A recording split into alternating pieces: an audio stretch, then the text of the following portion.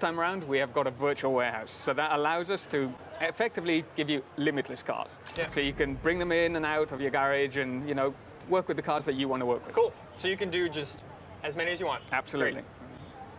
All right, so let's talk about some of these cars. So we've got the BMW M4. We had the M4 in the last game, but this time we've upgraded. We've gone for the GTS. So it's a bit more track orientated. It's a bit more performance oriented. Okay, we got some muscle as well. We've got some muscle cars. So last time around we didn't really hit the money on the muscle cars. So yeah, we've done a bit more this time around.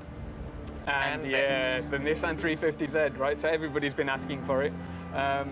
We can't deny the fans what they want, so we've put it in Need for Speed. Awesome.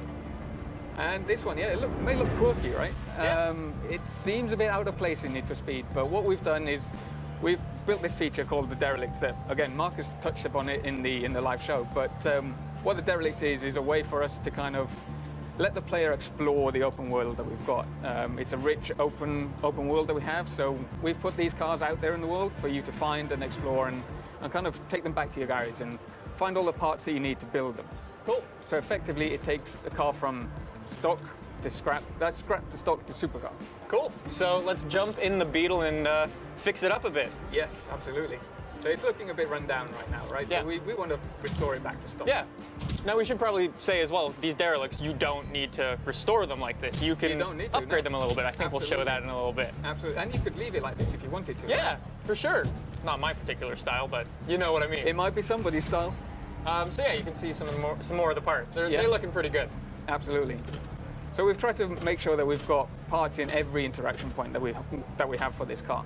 We want to make sure that we've got a rich experience wherever you go on the car. We've designed a lot of parts for this car as well because, you know, out there in reality, there's not that much that you can do to a Beetle, but this is Need for Speed, right? And we want to take it that extra step further. Of course, of course. So we can play around with this car. Let's talk about some of the brands that are also in Need for Speed Payback. Yeah, so we've not ditched any of the brands that we had previously. So we've come back and we've got your Rocket Bunnies, we've got your Liberty Walks, we've got your Voltex parts, you've got APR parts, we've got all these rims that you can see right now. So many rims. So we love that stuff. We want to bring that back to the people.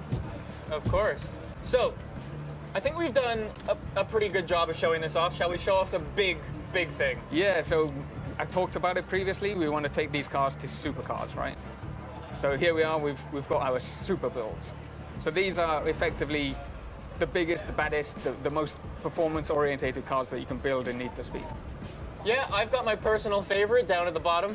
Off-road. Yeah, really? Off-road, yeah. Off-road? So off-road's back into Need for Speed. And that is crazy. We wanted to build something special, right? Yeah. And what's more special than to show a jacked up Beetle?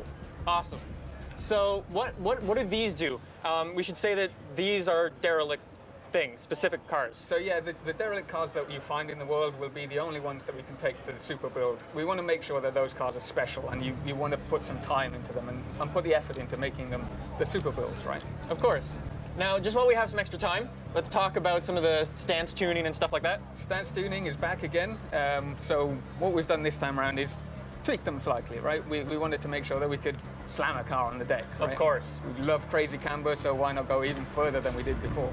Looks crazy. It's a bit of a odd combination that you've got there. It's a bit SoCal, a bit rusty. Here we go. There we go. Yeah. So the wrap editor. The wrap editor's back. We're not going to go into the detail of it right now because, you know, it would take you days maybe to create of course. So I think that's been a pretty good first look at Need for Speed Payback.